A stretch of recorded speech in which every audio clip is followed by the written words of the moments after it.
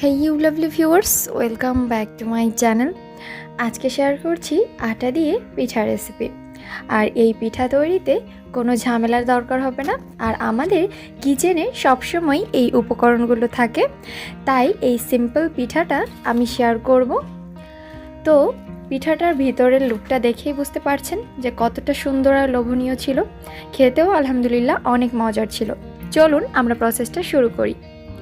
এখানে একটা হাঁড়িতে আমি 2 কাপ লিকুইড মিল্ক নিয়েছি, সেটাকে ফুটাতে দিয়েছি, আর 1/4 কাপ নারকেল দিয়ে দিলাম, আর দিয়ে দিচ্ছি স্বাদ মতো লবণ, আর দিয়ে দিয়েছিলাম 2 টেবিল চামচের মতো চিনি। এটা হচ্ছে আপনার পিঠার যে স্বাদ, ওটা ব্যালেন্সটা ঠিক রাখার জন্য বা স্বাদটা বাড়ানোর জন্য, পিঠাটা মিষ্টি করার জন্য না। তো নারকেলটা দিতে অবশ্যই চেষ্টা করবেন, কারণ এই পিঠাটা আমরা আটা দিয়ে বানাচ্ছি। তো এখানে দিয়ে দিচ্ছি আমি 1 কাপ আটা, তারপরে আমি ভালোভাবে নেড়ে নিব, আর তারপরে আরও 1 কাপ আটা দিয়ে দিচ্ছি। দমে রাখতে পারেন কিছুক্ষণ, তো আমিও কিছুক্ষণ দমে রাখবো। তার আগে একটু নেড়ে চেড়ে জাস্ট একটু নাড়তে হবে, আর এরপরে দমে রেখে দিচ্ছি। আর দমে রাখার পর কিছুক্ষণ পর আমি এটাকে আবারও ভালোভাবে নেড়ে নিচ্ছি, আর চুলার আঁচটা কিন্তু লো করে রাখবেন। তো এরপরে আমি ভালোভাবে মিশিয়ে নিচ্ছি, আর মেশাতে একসময় কাইটা একদম ঠিকঠাক হয়ে যাবে। আর এ পর্যায়ে চুলাটা অফ করে দিচ্ছি। চুলাটা অফ করে একটা ট্রেতে আমি নামিয়ে নিয়েছি। এখন দেখতে ঠিক এমন হয়েছে। তো আমি এটাকে স্মুথ একটা ডো করে নিব।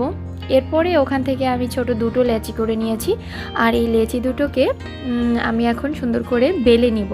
একটু মোটা পুরুত্ব রেখে বেলতে হবে। তো আমি বেলে নিয়েছি। এখন রুটিটা দেখতে ঠিক এমন হয়েছে। তো আমি উপর দিয়ে ছুরি দিয়ে একটু ডিজাইন করে দিচ্ছি। জাস্ট এটা আপনারা অন্য কোনো ডাইস দিয়েও করতে পারেন, বাট আমি একটু ছুরি দিয়ে এই টাইপের ডিজাইন করেছি, মানে চৌকো বা চারকোনা করে। এখন আমরা এটাকে সুন্দর করে কেটে নিব। আর অবশ্যই রুটিটা একটু মোটা করে রাখবেন, আর নারকেলটা দিলে কিন্তু আপনার পিঠার স্বাদটা বেড়ে যাবে। তো এ পর্যায়ে যার যার পছন্দ মতো কেটে নেবেন। আমি এখানে 3 কোণা করে কেটে নিচ্ছি। আর এখনই বলে নিচ্ছি, যারা এখনও আমার চ্যানেলটিকে সাবস্ক্রাইব করেননি, এরকম সহজ রেসিপি পেতে এখনই আমার চ্যানেলটিকে সাবস্ক্রাইব করবেন, আর আমাকে কমেন্ট করে জানাবেন আপনাদের কাছে আমার রেসিপিগুলো কেমন লাগে। তো আমি এখন এগুলোকে সুন্দর করে ভেজে নিব। আর আমার এখন সব পিঠাগুলো বানানো হয়ে গিয়েছে। চুলাতে একটা প্যান বসিয়ে দিয়েছি, আর প্যানের মধ্যে আমি আগে থেকে একটু তেল ঢেলে নিয়েছিলাম, এজন্য প্যানটা ঠিক এরকম দেখাচ্ছে। তো এখন আমি বাকি তেলটা ঢেলে নিচ্ছি, আর বাকি তেলটা দেওয়ার পরে আমি এখানে তেলটা গরম হওয়া পর্যন্ত অপেক্ষা করব।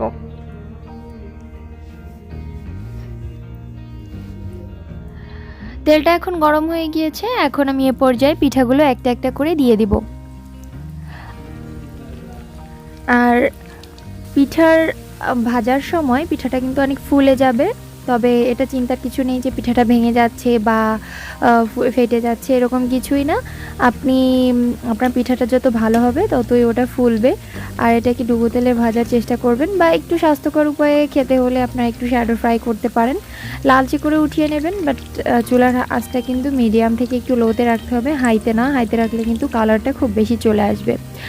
আমারও কয়েকটা কালার একটু বেশি এসেছিল। তো এ পর্যায়ে এরকম লাল হয়ে গিয়েছে। এখন আমি উঠিয়ে নিচ্ছি। আর ওদিকে একটু ট্রেতে আমি একটু চিনি পাতলা করে বিছিয়ে রেখেছিলাম, আর সেই গরম গরম পিঠাগুলো আমি চিনির মধ্যে গড়িয়ে নিচ্ছি। আর এরপরে আমি এগুলোকে একটু সার্ভ করে নিব।